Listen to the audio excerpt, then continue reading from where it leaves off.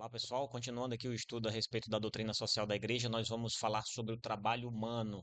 Vou colocar o microfone aqui na minha frente, que da outra vez o som ficou muito baixo, mas vamos lá, vamos dar início aos, aos comentários. Então, a doutrina social da igreja traz inicialmente para falar sobre o trabalho, sobre os aspectos bíblicos do trabalho e do aspecto de dever do trabalho.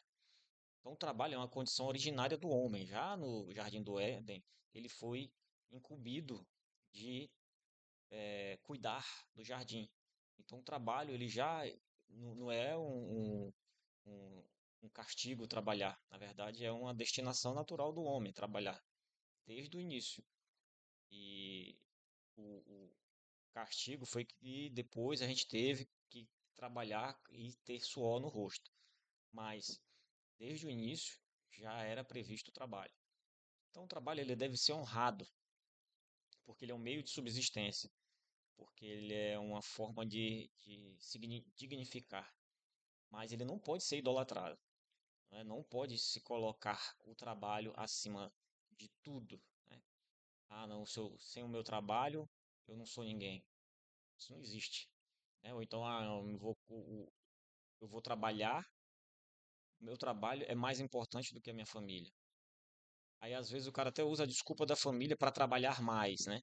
Ah, não, vou trabalhar mais para dar mais para minha família e acaba esquecendo a família e fica se dedicando só ao trabalho.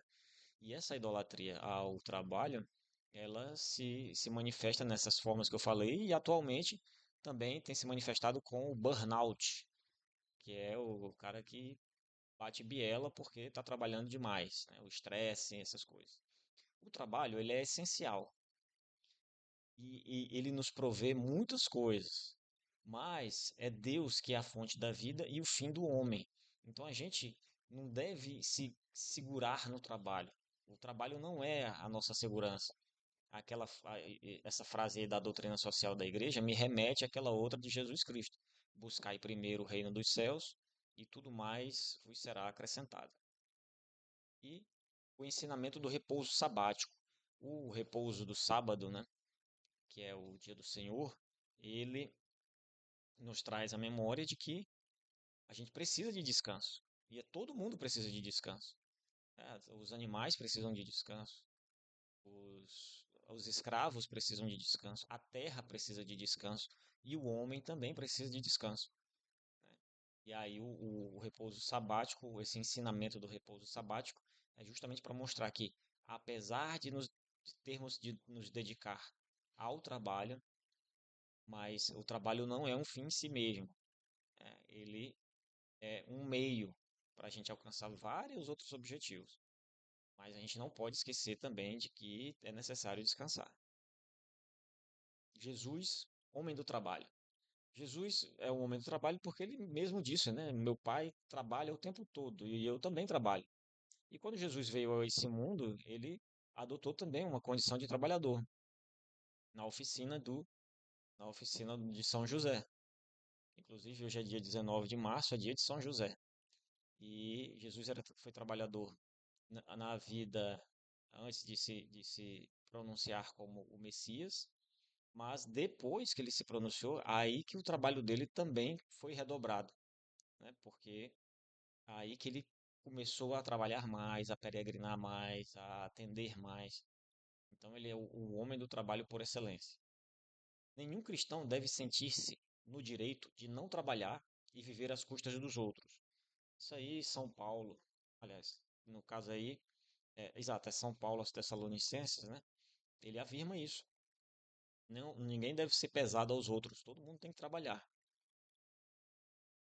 Não ser, é o que eu estou falando aí, ó, não ser pesado a ninguém e compartilhar os frutos do trabalho com os mais necessitados por solidariedade.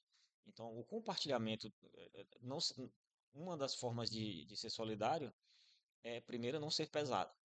E o compartilhar os frutos do trabalho com os mais necessitados por solidariedade é também um gesto de caridade. E isso tem que ser feito de maneira voluntária. Então, é diferente de imposições governamentais que obrigam a gente a dividir, né, dar um dia de salário, por exemplo, para os sindicatos, mesmo que a pessoa não queira participar do sindicato. Então, não é nesse sentido, é compartilhar com o coração mesmo. Direito sagrado ao salário. Então, é um dos pecados que clamam por justiça do céu, é não pagar o salário ao trabalhador. Trabalho como ocasião de testemunho cristão. É pela forma como a gente trabalha, pela forma como a gente se manifesta no trabalho, como a gente se porta no trabalho, que a gente pode dar testemunho do que é um cristão. Né? Se o cristão ele se comporta igual a todo mundo, ele é um preguiçoso, por exemplo. Se ele é um preguiçoso, se ele é desonesto, se ele enrola para fazer os trabalhos, se ele eh, não quer fazer o melhor possível, se ele fica de bate-papo falando besteira com os outros trabalhadores. Então ele está dando mau testemunho. Agora, se ele é um cara diligente, dedicado e esforçado e aproveita as ocasiões para falar sobre Deus nos momentos de lazer ali do trabalho, então ele realmente ele está dando testemunho do que é ser um trabalhador cristão. Então, a dignidade do trabalho tem duas dimensões, uma subjetiva e uma objetiva. O trabalho, pois é, como eu já disse, né? O trabalho possui essas duas dimensões. A dimensão objetiva é a própria atividade de trabalho, é o trabalho em si, é a construção de alguma coisa, é a fabricação, é a realização de uma aula. Agora, o aspecto subjetivo é aquilo que valoriza o trabalhador como sujeito ativo. É aquilo que eu realizo para que o objetivo do trabalho seja conquistado. Reconhecer essa dignidade implica respeitar direitos e condições que promovam o desenvolvimento integral da pessoa.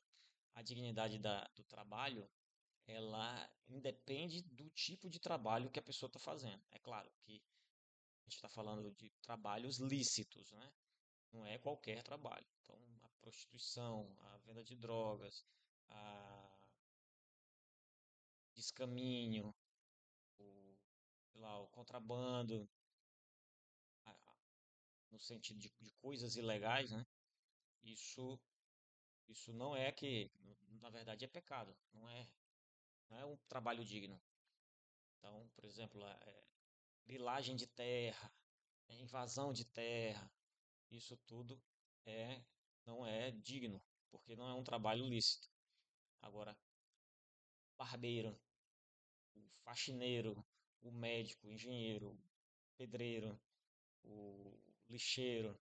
Então, nesses trabalhos que são necessários e dignos, necessários, úteis e lícitos, em todos eles têm dignidade. E essa dignidade, ela ajuda a valorizar a pessoa se sente útil. E é isso que promove o desenvolvimento integral da pessoa. Não, eu tenho o meu aspecto religioso, tenho o meu aspecto familiar, tenho o meu aspecto social, e o meu trabalho, por ter essa dignidade já intrínseca nele, ele também me ajuda nesse aspecto da minha personalidade. O trabalho é a chave de toda a questão social. Claro que a gente está falando aqui no mundo material, né?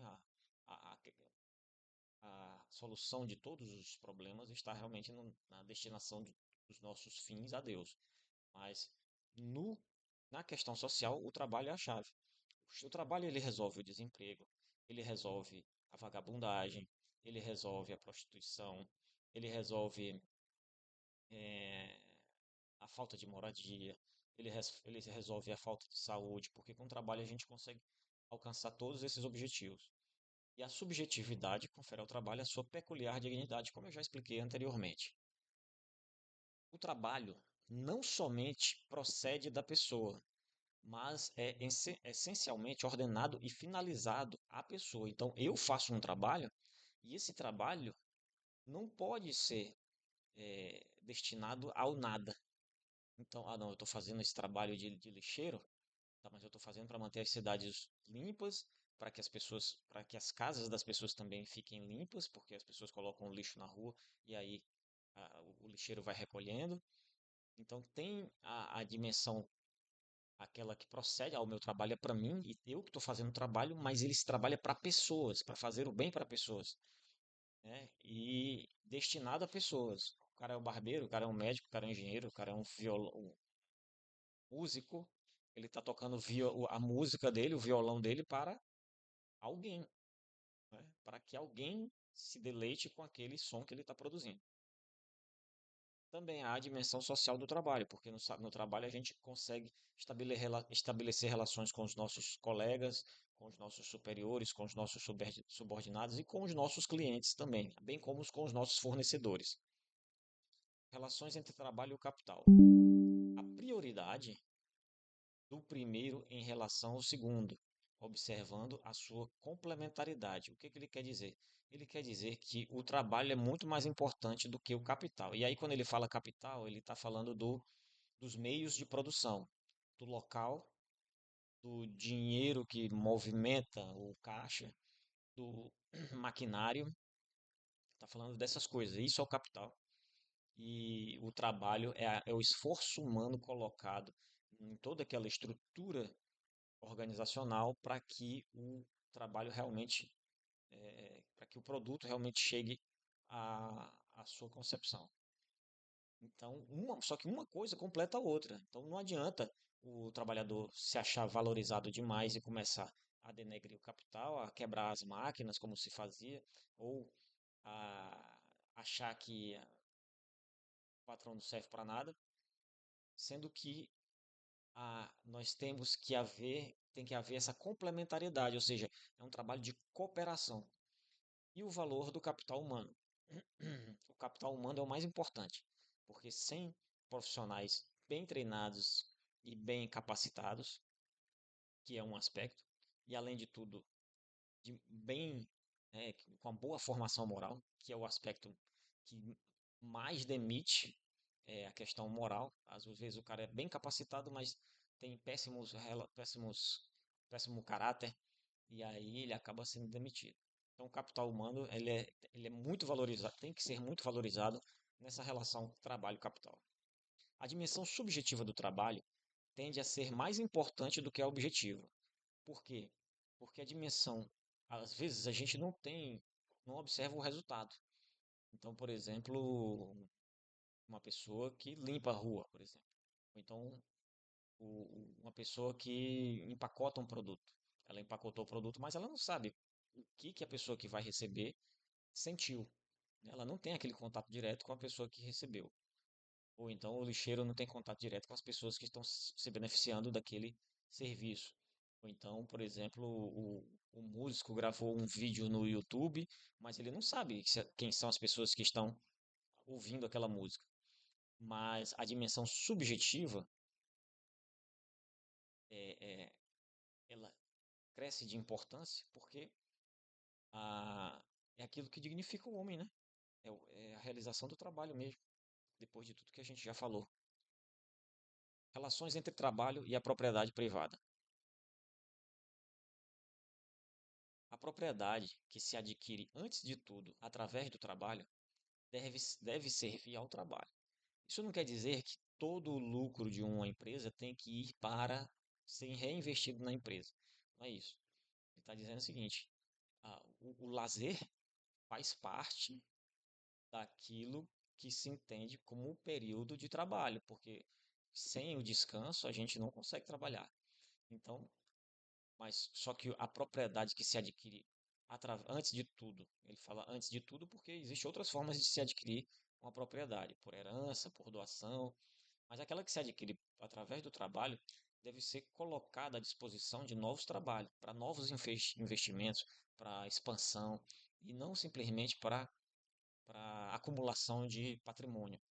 É o que ele fala logo no próximo item. A posse ilegítima, não valorizada, impede o trabalho dos outros para obter ganho pela repressão. Aí, ó, deixa eu repetir. Posse ilegítima é aquela posse não valorizada, é aquela que impede o trabalho dos outros para obter ganho pela repressão, ilícita exploração, especulação e da ruptura da solidariedade. Então, a posse ilegítima é aquela que acaba atrapalhando o desenvolvimento e o progresso da sociedade. Então, a propriedade ela tem que servir ao trabalho, ela não pode ser utilizada para atrapalhar os outros de crescer, de progredir. Né?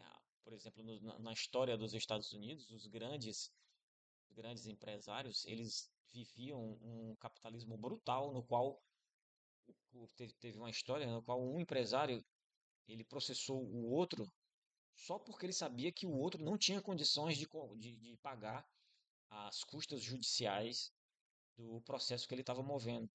Então, com isso, ele inviabilizou o negócio do seu concorrente de uma maneira injusta, né?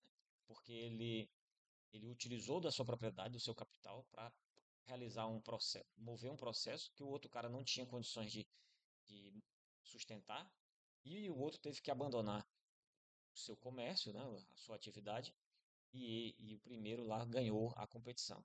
Então, são exemplos, e isso acontece muito, inclusive hoje também. Os grandes oligopólios, monopólios, eles sufocam os pequenos para não deixar ninguém crescer. Economia a serviço do homem. Então, a economia, ela não se serve, ela não é uma coisa que tem fim em si mesma. Ela tem que servir para o homem. E a relevância da propriedade e do uso das novas tecnologias e conhecimentos. Então, a propriedade ela se expandiu para além de coisas materiais. Então, tem a propriedade intelectual e também tem essa propriedade informacional, né, que é, aumentou o leque do que pode ser chamado de propriedade. Então, há uma relevância nessa propriedade, mas ao mesmo tempo há uma necessidade de estabelecer regras para o compartilhamento, como é o caso das patentes de remédios. Elas duram determinada quantidade de anos e depois a patente cai, né? E eu acho que, no meu ver, isso aí é o que está escrito na doutrina. E ao meu ver, eu acho que se deveria aplicar também a música, né? Passou uma determinada quantidade de anos, o dono da música já até faleceu, mas mesmo assim o cara ainda continua recebendo dinheiro pela reprodução daquela música. Muito, eu acho que é muito exagerado isso aí. Direito ao trabalho. O desemprego é uma verdadeira calamidade social. Por quê? Porque o desemprego ele gera instabilidade na família, ele gera, ele é um peso para os outros que trabalham e assim por diante. Pleno emprego é o objetivo obrigado para todo o ordenamento econômico. Existe um momento em que está todo mundo trabalhando e quando está todo mundo trabalhando, a sociedade fica mais segura, as pessoas são mais saudáveis, as pessoas se dedicam mais ao estudo para continuar melhorando no seu trabalho e o pleno emprego garante também essa estabilidade, essa harmonia na família e na sociedade. Então, o pleno emprego é um objetivo a ser buscado pelo ordenamento jurídico, ordenamento econômico. A manutenção do emprego depende cada vez mais das capacidades profissionais. Então, quem não é capacitado, quem, quem quem quer fazer só trabalho braçal, acaba perdendo oportunidade e não se segura nos empregos. Os empregos hoje estão cada vez tendo mais e mais atualizações, e à medida que o trabalhador vai ficando um tempo na empresa, ele tem que ficar se atualizando para manter o seu emprego. O Estado, a sociedade e a família. O Estado deve secundar as atividades empresariais. Significa que deve ser observado aquele princípio da subsidiariedade. As empresas elas têm que ser livres para empreender. E o Estado ele entra para regular dificuldades ou conflitos que haja entre, entre as outras empresas ou na sua própria atividade. De tal forma que não é o Estado que vai dizer o que se deve fazer, mas sim ele vai apenas apoiar naquilo que a empresa não consegue fazer sozinha, como por exemplo eh, estra- estruturas de logística, estradas, portos, refinarias. Então vai fazer aquilo que a iniciativa privada não consegue fazer sozinha e não vai se meter naquilo que ela consegue fazer e que ela deve fazer sozinha, né? Por exemplo, quando o Estado coloca muito imposto nos salários, em cima dos salários dos empregados, ele está atrapalhando a vida empresarial, que poderia ter mais empregos, mais renda, mais distribuição de renda, porque eh, o trabalho não é nada além disso, de distribuição de renda na sociedade. O trabalho é um direito, do qual dependem a justiça e a paz social. Então, o ser humano ele tem esse direito de trabalhar, agora não pode ter o Estado atrapalhando a pessoa a trabalhar. E muito do desemprego que há hoje no Brasil é por conta do excesso de carga tributária, da falta, do excesso de legislação, de um monte de critério que acaba prejudicando os que estão iniciando e dificulta a entrada no mercado de trabalho. E isso é uma grande injustiça, né? Então, é um direito da qual depende a justiça e a paz social. A paz social pelos diversos benefícios, e a justiça porque cada um deve ganhar de acordo com o que trabalha. Agora, se a pessoa não consegue trabalhar por culpa do Estado, isso dá uma sensação de impotência, uma sensação de viver num país onde a gente é sabotado pelos nossos próprios governantes, né? É importante haver um livre processo de auto-organização da sociedade. É o princípio, mais uma vez aí, o princípio da subsidiariedade. A sociedade tem que ter essa sua própria auto-organização. Ah, tem o grupo lá dos produtores rurais, tem o grupo dos agricultores rurais, tem o grupo dos operários, tem o grupo dos empresários, e entre esses grupos vai havendo as suas devidas os seus devidos relacionamentos e as suas auto-organização. E o Estado só entra naquilo que só deveria entrar naquilo que não dá para ser resolvido entre eles. As leis, por exemplo, as nossas leis trabalhistas são muito invasivas, são muito não deixa liberdade de espaço para haver negociação entre o trabalhador e o empregador. E isso aumenta muito os custos do empregador. E é por isso que a gente tem é, tanta tanta gente desempregada, porque o empregador gostaria de ter três trabalhadores, mas ele só consegue pagar um, então aí vai ficar como? Vai ficar só com um mesmo, trabalhando por três. Promoção de políticas, aliás, a vida familiar se edifica sobre o trabalho, por aqueles benefícios que eu já falei, né? Uma harmonia, uma fonte de sustento, uma certa aquela dignidade que traz o trabalho para o chefe de família e para a mãe também. Promoção de políticas que favoreçam o núcleo familiar do ponto de vista do emprego. É, eu tinha um posicionamento que eu achava que as pessoas deveriam ser pagas por aquilo que elas produzem, pelo trabalho que elas realizam. Mas analisando direitinho a doutrina social e pensando e refletindo sobre isso, na verdade, o homem ele não trabalha pelo salário. O salário não é um fim. O homem trabalha para sustentar a sua família. O trabalho é uma forma que há para ele sustentar a família. Então, o salário deve ser um salário generoso, um salário que não seja um salário explorador, um salário que permita com que o trabalhador ele cumpra aquela função social que Deus deu para ele, que é de ser o chefe de uma família e sustentar a sua família, né? A igreja não esquece que as mulheres também podem trabalhar. Claro que elas podem trabalhar. E elas podem trabalhar, mas a maior realização de uma mulher é a maternidade, é educar almas, é criar pessoas. E a igreja ela diz que a mulher pode trabalhar sim, mas de tal forma que ela não perca a sua principal atividade, não perca a oportunidade de realizar a sua principal atividade, aquilo que realmente completa ela como mulher, que é ser mãe, criar o filho e formar novas gerações. O trabalho infantil, ele é criticado pela doutrina social da igreja naquilo que é exploratório, mas a igreja ela defende o trabalho infantil. E nisso eu concordo. Realmente, o trabalho infantil, ele ensina muito. E muitas crianças não têm nem opção, porque a família é tão pobre que aí tem que trabalhar. E outras famílias fazem os seus filhos trabalhar por opção para que as crianças eh, aprendam o valor do trabalho. E isso é muito comum, por exemplo, nos Estados Unidos. Aqui no Brasil, não é comum famílias que têm condição colocar o filho para trabalhar desde cedo.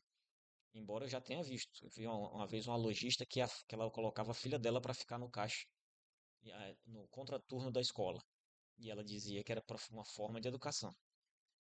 E então a igreja ela defende sim o trabalho infantil educativo, o trabalho infantil em caso de necessidade, mas ela condena o trabalho infantil exploratório, né? Aquele trabalho infantil que suga a infância da criança, né? Que é um trabalho que pega todas as energias da criança e acaba é, sequestrando esse momento da vida que tem repercussão durante toda a vida, que é a infância.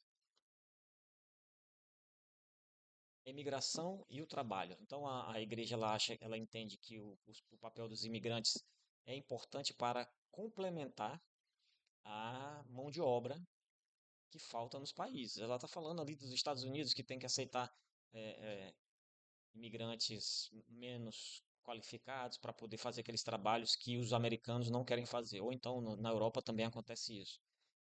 Só que no Brasil o que acontece é que, por exemplo, tem muito chinês vindo e ocupando o lugar do brasileiro.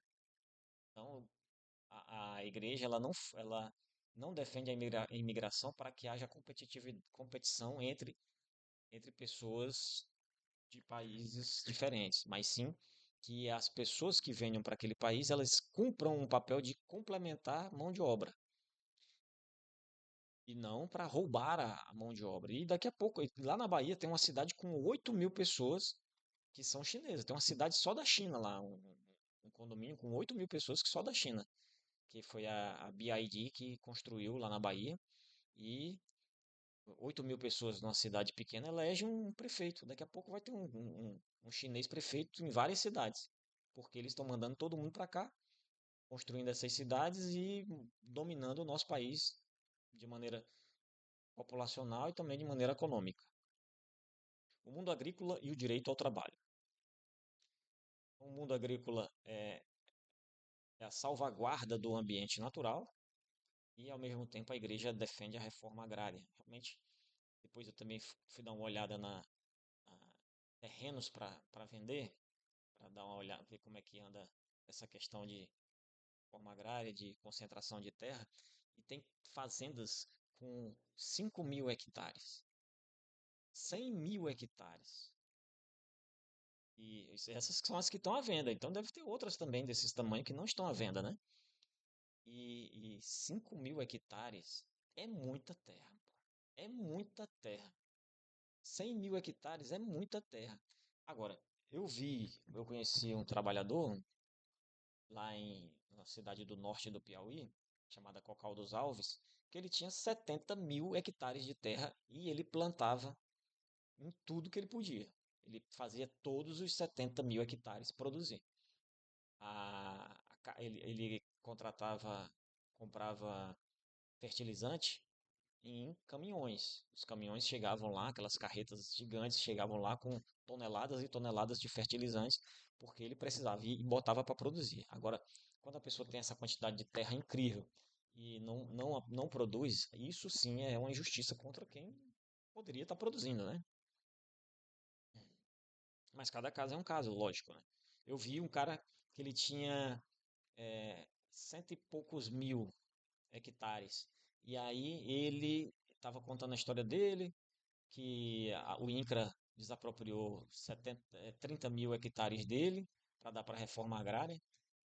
Eu não sei se ele falava aquilo se queixando, mas não consegui perceber o tom. Mas um cara que estava produzindo nos seus mil e poucos hectares e pegarem 30.000 hectares dele é um baque considerável, né? Direito dos trabalhadores. Remuneração justa, para o sustento da família, né? O salário é o instrumento, foi aquilo que eu falei, é o meio. O cara trabalha não é para receber salário, o cara trabalha para ter uma vida. O salário é uma forma dele ter a vida, então o salário tem que ser um salário justo. O bem-estar de um país não se mede pelo PIB. Isso aqui quem está falando é a doutrina social da igreja, e eu concordo. Não é o PIB que mede o bem-estar de um país. Ah, o país cresceu porque o PIB cresceu. Tá, o PIB cresceu, mas ficou o dinheiro todo na mão de 5 bancos, que é que hoje quem ganha dinheiro no Brasil é banco.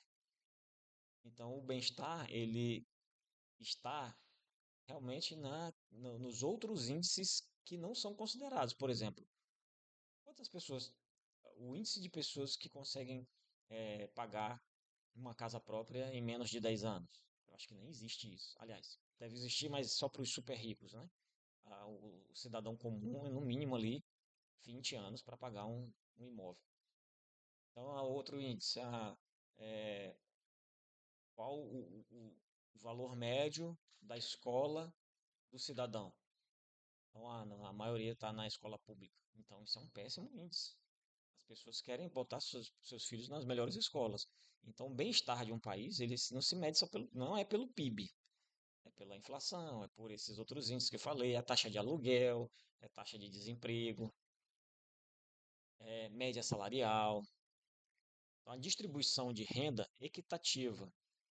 A distribuição de renda equitativa significa dar a cada um aquilo de acordo com o que trabalha, no entanto, observando as suas peculiaridades. Ah, o fulano, o homem, né? Todo o cara, ele faz o trabalho, tem o trabalho do salário mínimo.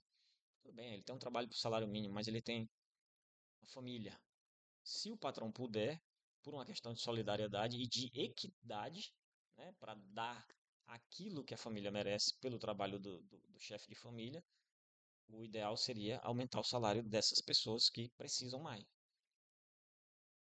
Direito de greve. Direito de greve é legítimo como recurso inevitável. Então, depois de todos os degraus de negociação, aí sim se, se pode utilizar da greve. Então, é inaceitável quando a greve é violenta ou quando não é diretamente ligada às condições de trabalho ou ao bem comum.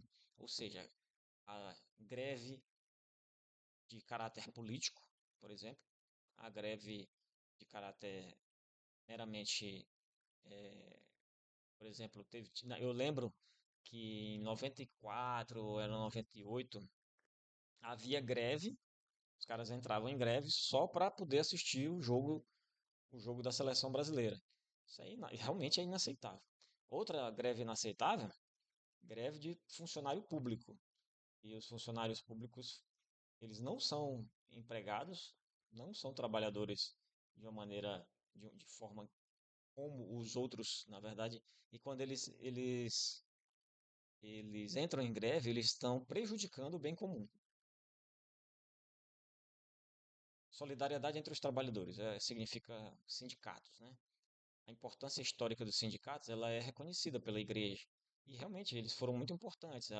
No início, as empresas elas realmente exploravam muito os trabalhadores lá na Revolução Industrial e no Brasil também até 1900 e algo e pouquinho. As relações no interior do mundo do trabalho devem caracterizar-se pela colaboração. Então, o trabalhador, ele é, ele coopera com a empresa para que ela cresça, a fim de que ele também cresça, e a fim de que ele se mantenha no trabalho. Então, quando o trabalhador começa a sabotar a própria empresa, é sinal de que ele não está trabalhando corretamente. Funções defensivas e reivindicativas, mais a função colaborativa. Esse é o papel do, dos sindicatos, né? Tem a função defensiva e reivindicativa, ao mesmo tempo tem aquela missão de dizer, olha pessoal, vamos junto, trabalhar junto, a nossa meta é tal, o nosso, os nossos índices estão abaixo, vamos trabalhar para continuar a cumprir os objetivos da empresa. Novas formas de solidariedade devem ser buscadas, principalmente porque existem trabalhadores é, muito informais, né? E de outras, por exemplo, tem a rotação entre os empregos também está muito grande e isso diminui a possibilidade de se organizar. E a doutrina social da igreja acha que a solidariedade entre os trabalhadores deve ampliar o seu raio de ação para que não só as pessoas de uma empresa, mas sim as pessoas de um grupo. O grupo, por exemplo, uma associação que eu sei que existe, a Associação a Cooperativa dos Anestesistas do Piauí, por exemplo. Essa associação realmente existe e ela defende todos os interesses dos anestesistas. A associação, se existisse uma associação dos programadores de computador, o programador se sentiria um pouco mais valorizado e também poderia alcançar emprego de uma maneira mais rápida, né, teria melhores salários. O que há hoje, na verdade, pelo que eu percebo em conversas com pessoas que são programadoras, é que há uma competição entre eles mesmos e não há ninguém que organize acima para poder eh, fazer com que eles se, se unam e acabem encontrando soluções que sejam adequadas para todos, ou então para a maioria, pelo menos, né? Os desafios contemporâneos e as transformações do mundo do trabalho. Então, a globalização e seus efeitos como um fato. A doutrina ela começa colocando a globalização como sendo um fato consumado. E aí ela defende uma coisa que eu achei meio estranha, que é a necessidade da globalização de tutelas, que é como se fosse a defesa de um governo global, que pelo menos dos direitos mínimos essenciais e de equidade. Só que a gente sabe que quanto mais poder a gente dá para uma instituição longe, menos atenção com aquilo que é local ela vai ter. Olha o que está acontecendo com a União Europeia, por exemplo, né? A União Europeia, quem toma as decisões sobre muitas coisas que afetam diretamente os povos dos países é uma burocracia que fica lá em Bruxelas e não é nem eleita pela população. E a mesma coisa seria a ONU. A ONU não tem ninguém eleito lá. Lá todo mundo é conchavo lá. Fragmentação física do ciclo produtivo, ou seja, a produção ela não ocorre totalmente mais em uma empresa. Nunca foi assim, claro, mas agora a fragmentação está cada vez maior, né? Então, essa fragmentação física do ciclo produtivo tem sido a característica mais relevante da nova organização do trabalho.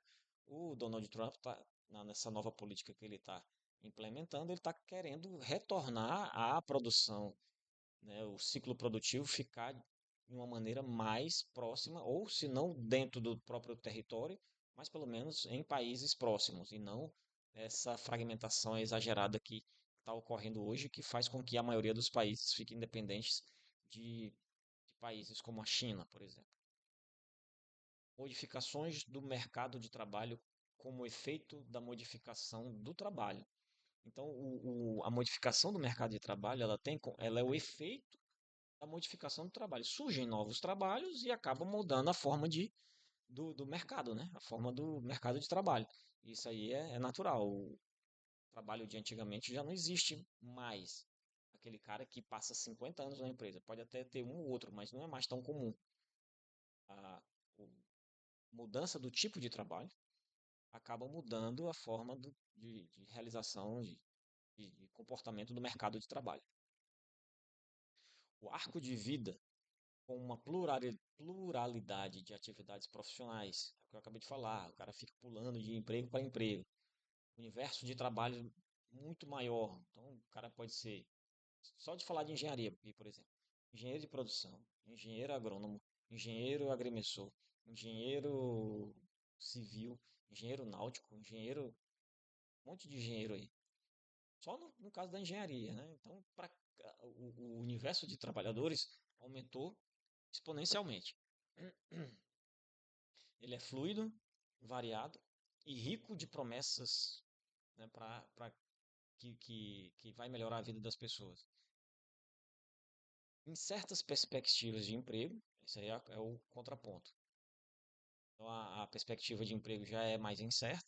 O desemprego estrutural ele pode ocorrer, No caso do Brasil, ele ocorre realmente, e só que é de uma maneira proposital, né, por aquela influência do Estado nas políticas, na política econômica e na adequação do sistema de seguridade social. O sistema de seguridade social está entrando em colapso.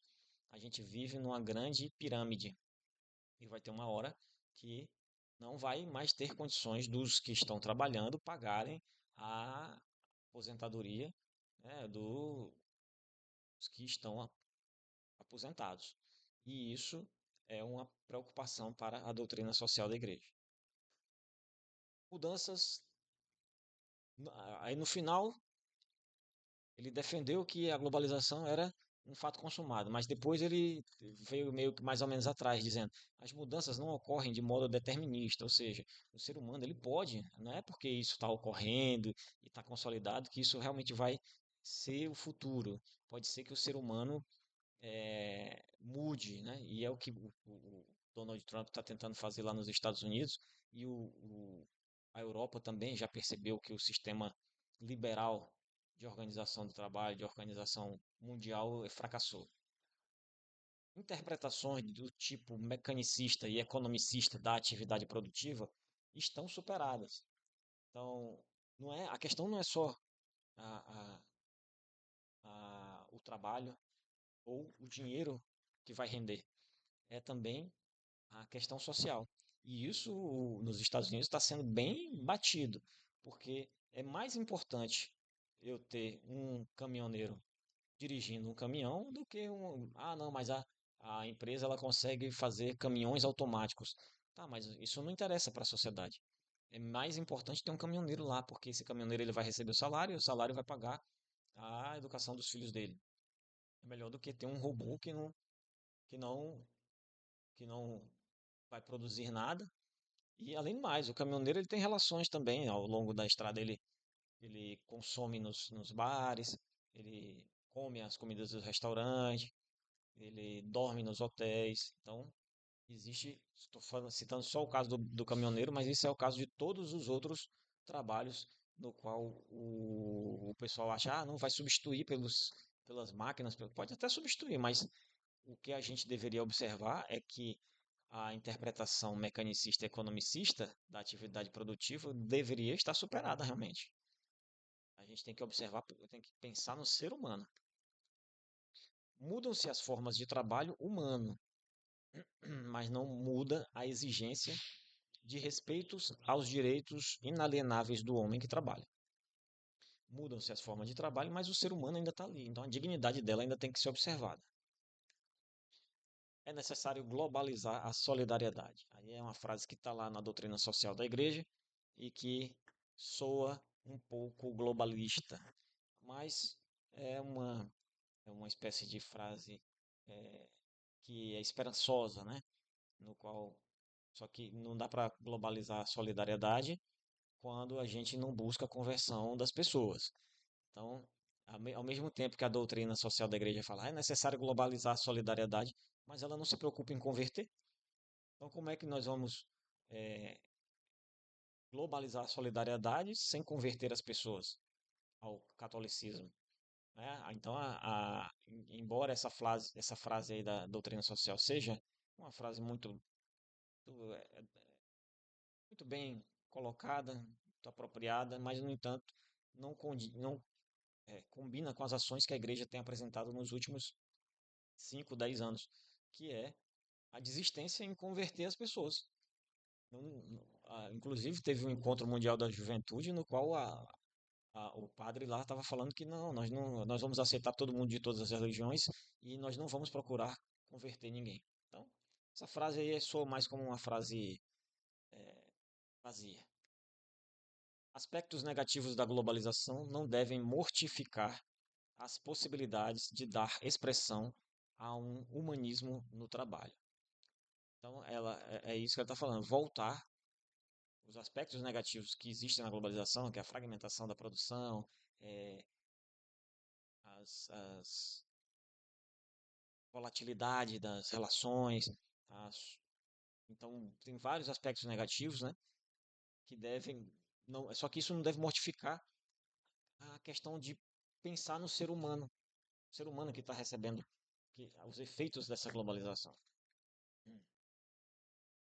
E, por fim, fica aí a minha apresentação desse meu resumo aí a respeito da doutrina social da igreja, capítulo 6, né? É, capítulo 6. Isso, acho que é.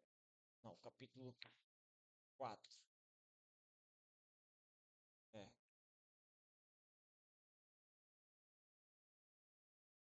é o capítulo 6 realmente. Capítulo 6 da doutrina social da igreja. Se você acompanhou até aqui, você bota assim, você bota alguma coisa aí sobre globalização, para eu saber que você realmente acompanhou até o finalzinho, tá? Muito, muito obrigado, Deus os abençoe e busquemos converter as pessoas para que essa doutrina social da igreja não seja apenas um panfleto, e sim seja visão de mundo das pessoas. Então, quanto mais pessoas conhecerem a doutrina social da igreja, quanto mais católicos existirem, mais as pessoas terão essa visão de mundo e mais aquilo que a doutrina social da igreja prega será realidade no nosso mundo. Grande abraço a todos, Deus os abençoe e vou ver o próximo capítulo da doutrina social da igreja em mais ou menos uma semana, daqui a mais ou menos por aí, eu volto com o próximo capítulo. Grande abraço a todos.